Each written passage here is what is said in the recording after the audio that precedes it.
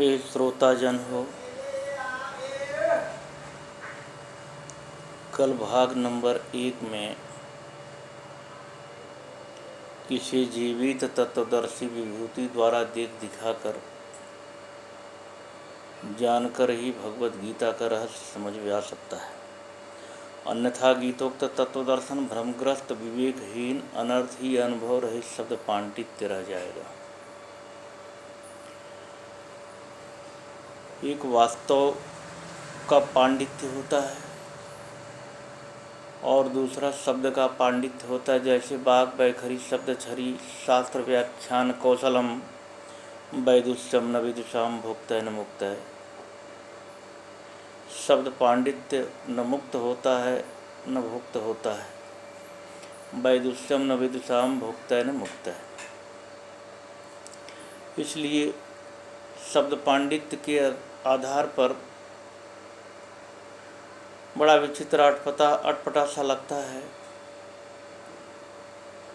यामिमां पुष्पितां वाचं प्रवदन्त विपश्चितः वेदवादर्ता पार्थ नान्यदस्तित्वादिनः कामात्मानः स्वर्गपरा जन्म कर्म फलप्रदां क्रिया विशेष बहुलां भोगैश्वर गतिं प्रति भोगैश्वर प्रसक्तानां त्या प्रहिच्येषां व्यावसायिकता विद्युत समाधौ न विधीयते।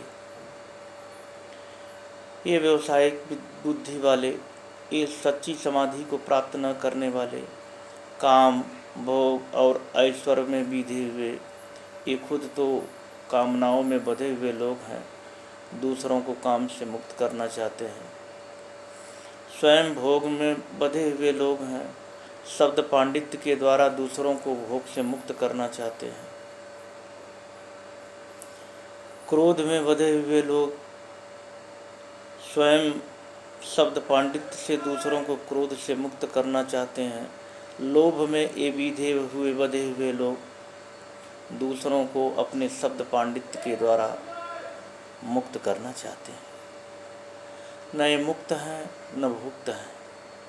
इस प्रकार के लोगों ने श्रीमद् भगवत गीता को अर्थ का अनर्थ कर दिया। अनेक ऐसे भाष्यों का भगवान श्री कृष्ण के द्वारा रची हुई ये भगवत गीता, मुखार बिंदु से प्रकट की गई ये भगवत गीता को इन लोगों ने अर्थ का अनर्थ किया। जैसे पहली क्लास का बच्चा क बराबर उसको कबूतर पढ़ाया जाता है, लेकिन क का शाब्दिक अर्थ कबूतर नहीं होता है। वही बच्चा जब क बराबर साहित्य विशारद करता है तो जल हो जाता है। वही बच्चा जब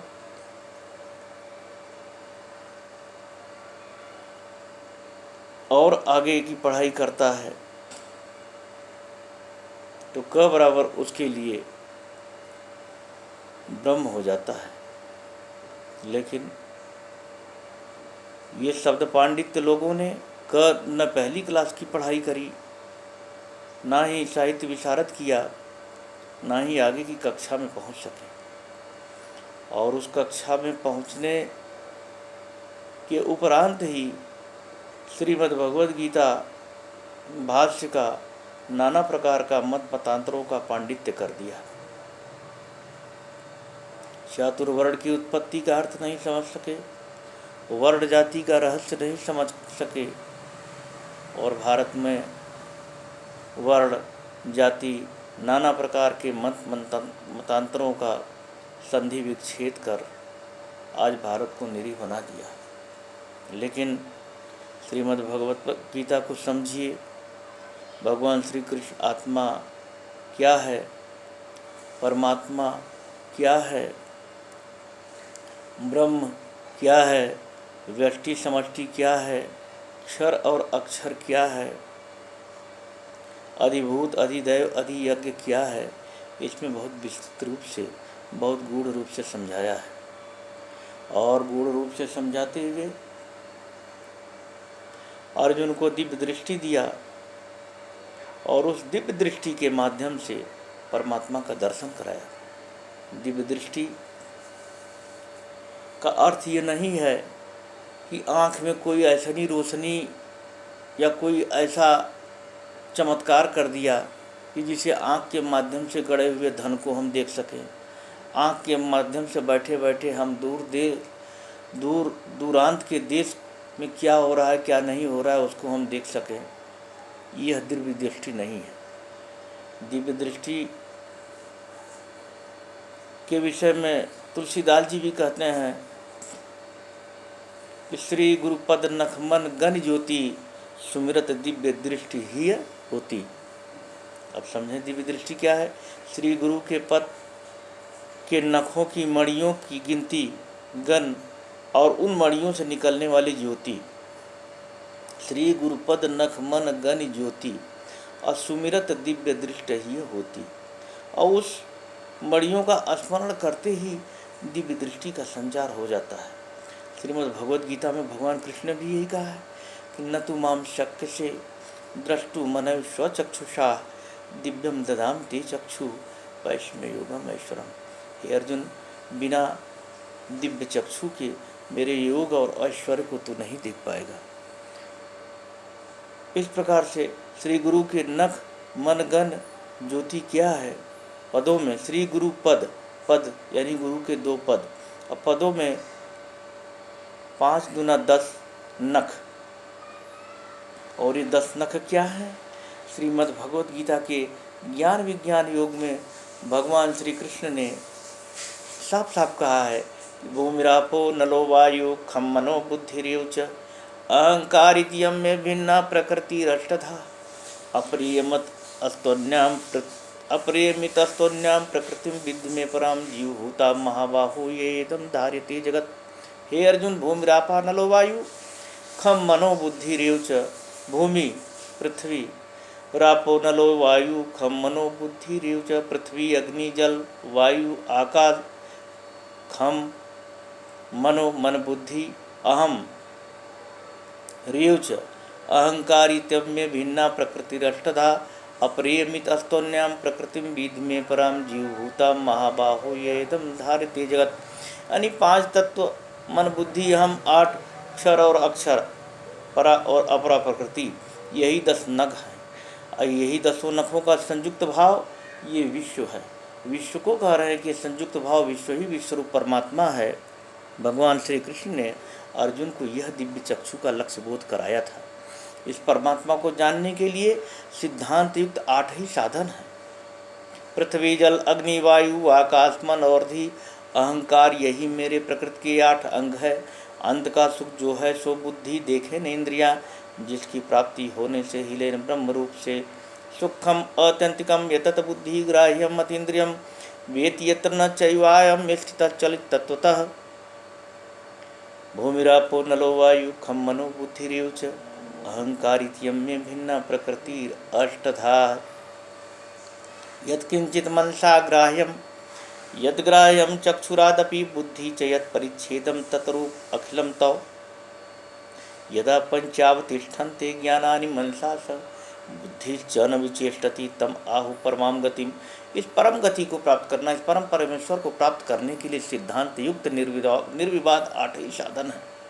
वो तो 8 साधन कौन से हैं।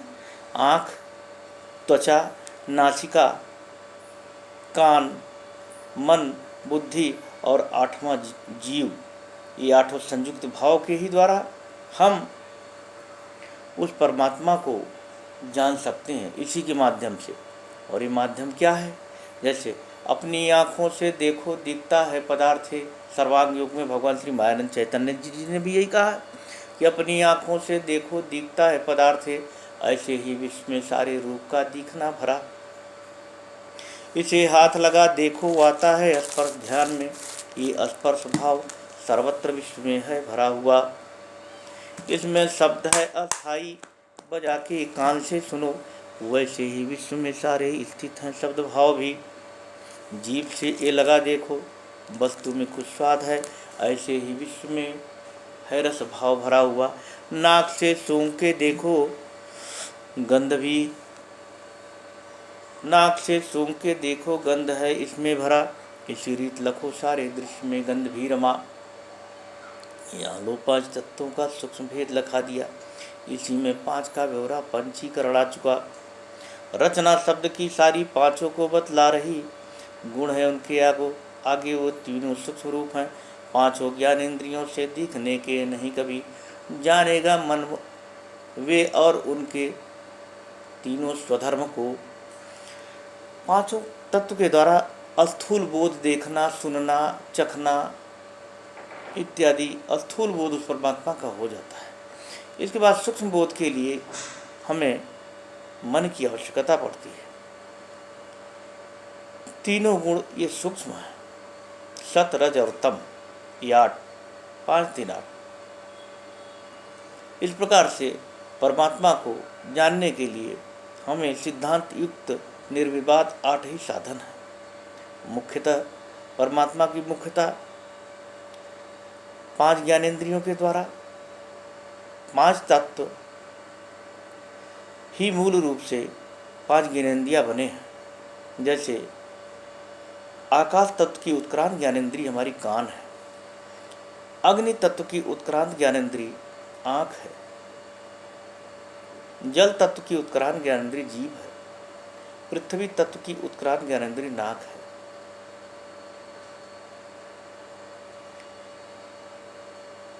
इस प्रकार से 5 तत्वों के द्वारा उत्क्रांत 5 ज्ञानेंद्रियाँ मूलतः 5 तत्वों से ही तादात्म्य होती हैं।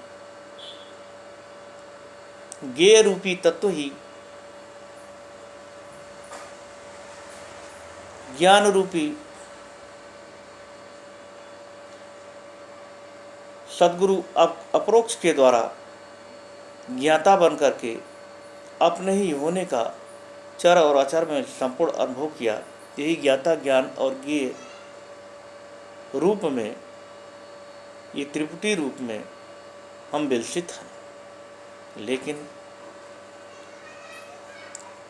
भाष्यकारों ने गीता को अर्थ का अनर्थ किया, दिव्य दृष्टि को अर्थ का अनर्थ किया, चातुर्वर्ण को अर्थ का अनर्थ किया। इस प्रकार से परमात्मा को जानने के लिए सिद्धांत युक्त 8 ही साधन के माध्यम से जाना जा सकता है, नहीं तो अन्यथा कालत्रय उस परमात्मा का दर्शन हम नहीं कर सकते हैं।